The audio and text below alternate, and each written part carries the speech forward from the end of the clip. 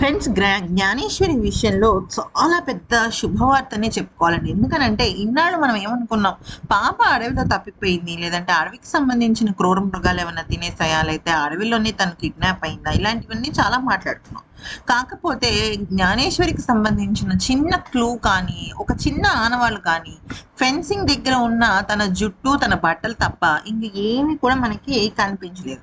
నిజానికి పాప గనక అక్కడే ఉంటే ఏదో ఒక మూలైనా సరే తనకు సంబంధించిన ఒక చిన్న ఆనవాలైనా కనపడేది.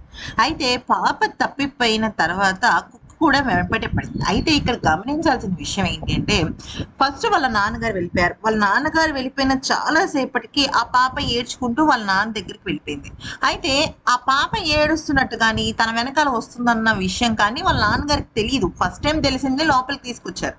కానీ తర్వాత సర్లే ఇంట్లో ఉంటది కదా అని చెప్పి చిన్నగా నడుచుకుంటూ వెళ్ళారు. ఆయన తన కనుచూపు మేర దాటిపోయిన తర్వాత ఈ పాప స్టార్ట్ చేసింది రావటం. ఆ తర్వాత నాన్నగారికి, అంటే వాళ్ళ నాన్నగారికి పాపకి ఎంత తేడా ఉందో, పాపకి అలాగే కుక్కకి కూడా అంతే తేడా ఉంది.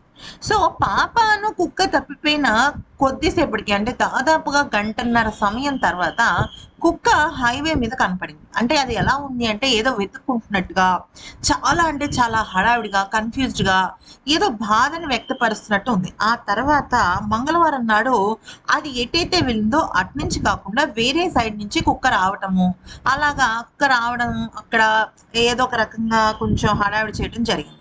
అంటే పాపను కుక్క కలిసి లేరా అంటే, పాపని ఎవరైనా తీసుకువెళ్ళడం కుక్క ఖచ్చితంగా చూసింది.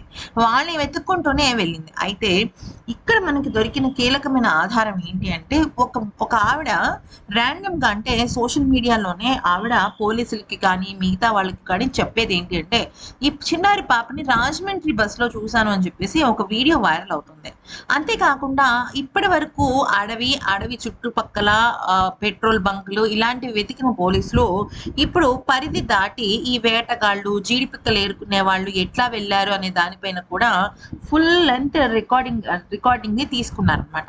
సో ఏ కుక్క అయితే మంచి క్లూ ఇస్తుంది అని చెప్పేసి అనుకుని మిస్ అయిందో, ఇప్పుడు అదే కుక్క వలన మళ్ళీ ఇంకొక పెద్ద నిజం తెలిసింది. కుక్కను పాప ఒక చోట లేరు.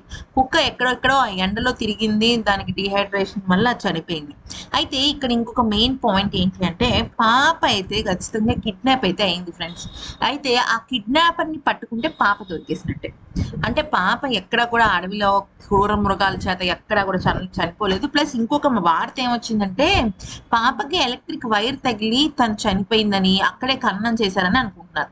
కానీ దాదాపుగా 3-4 కిలోమీటర్ల లోతుకి ఏదైనా మనిషి ఉన్నా, మనిషికి సంబంధించినవి ఏమైనా ఉన్నా కూడా తెలిపే ట్రాకర్ని కూడా వాళ్ళు పోలీసులు పట్టుకుని వెతికారు. కాబట్టి ఆ అవకాశం కూడా లేదు. ఖచ్చితంగా ఇది కిడ్నాపర్ల పనే.